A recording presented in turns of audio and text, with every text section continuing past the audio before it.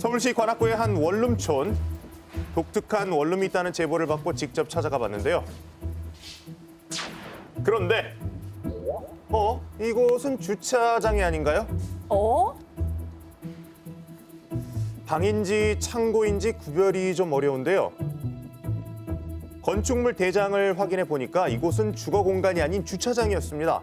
원룸으로 사용된다면 위법인 상황인데요.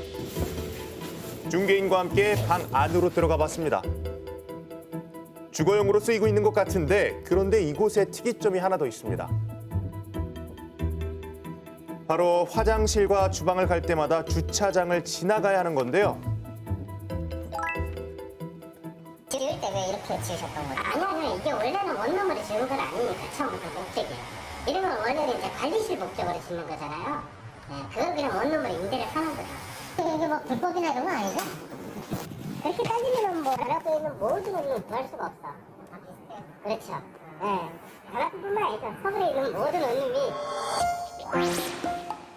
또 다른 특이한 원룸을 찾았습니다. 여기가 좀 특이한 점은 요거는 네? 화장실하고 이제 인덕션 거. 이게 뭔가요? 화장실이랑 주방이 붙어 있습니다. 아마 공간적으로 좀 부족해서 그러셨던 것 같아요. 근린 생활시설로 등록된 이 건물 주거 용도가 아님에도 원룸으로 개조해서 위반 건축물로 지정된 적도 있었는데요. 주차장, 고시원, 사무실 등 주거 목적이 아닌 곳을 원룸으로 운영하는 것은 불법입니다. 임대인의 임대 소득을 위해 주거용으로 개조하다 보니 기이한 구조로 만들어지고 있는 원룸들. 이번에는 성동구에 위치한 대학가를 찾았습니다. 좁은 복도를 두고 서로 붙어있는 듯한 문들이 보이는데요.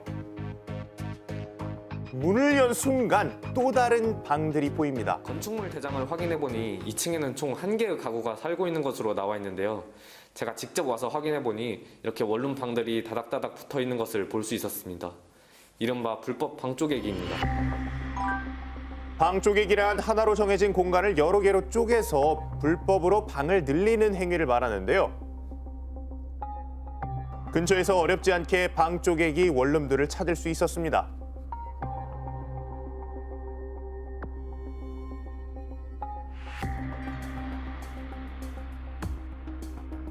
쪼개기 원룸에 살고 있는 세입자들을 만나봤는데요.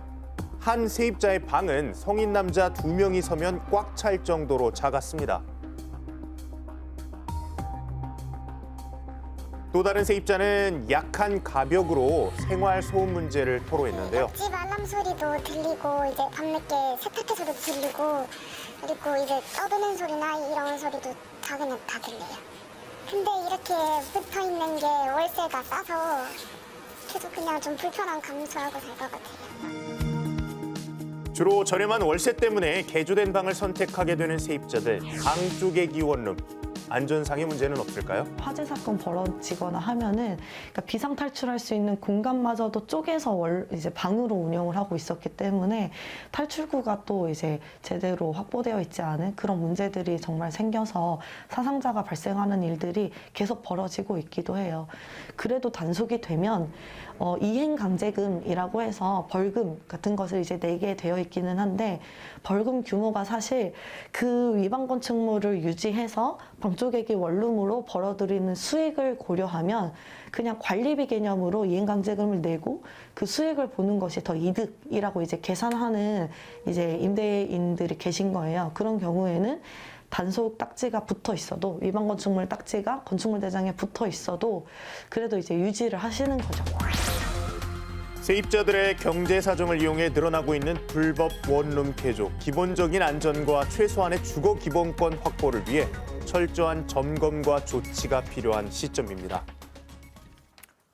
네, 저렇게까지 또 쪼개고 쪼개서 원룸을 제공하고 있는 줄은 사실 몰랐는데요. 그러게요. 정말 환경도 좀 열악할 뿐더러 재난에도 취약할 수밖에 없겠어요. 근데 말씀하신 것처럼 뭐 재난에 취약할 뿐만 아니라 경제적인 문제도 좀 고려를 해야 할 것 같아요. 전세 보증금 보험 가입조차 어렵기 때문에 이게 굉장히 큰 피해로 이어질 수가 있기 때문이죠. 네. 근데 김진영 아나운서가 지금 다녀온 저런 방 쪼개기 건축물들이 네네. 실제로 서울 시내에 되게 많다는 거죠, 지금. 네, 2017년부터 2022년 7월까지 불법 방 쪼개기 건물은 약 5천 동 이상이 적발되었는데요. 5천 동 이상이요. 네, 이는 2017년부터 2022년까지 대비를 했을 때 약 86% 정도 증가한 아우. 겁니다. 와, 그럼 거의 지난 몇 년간 이런 건축물들이 2배 가까이 늘었다는 네. 건데, 이런 곳, 그러니까 적발되지 않은 곳까지 합하면은 훨씬 더 많을 수도 있겠네요. 그렇겠죠. 그렇죠. 근데 이렇게 적발이 되어도 철거된 건물은 약 46% 정도에 불과하다고 절반도 안 합니다. 되는군요. 빠른 시정 조치가 필요한데요.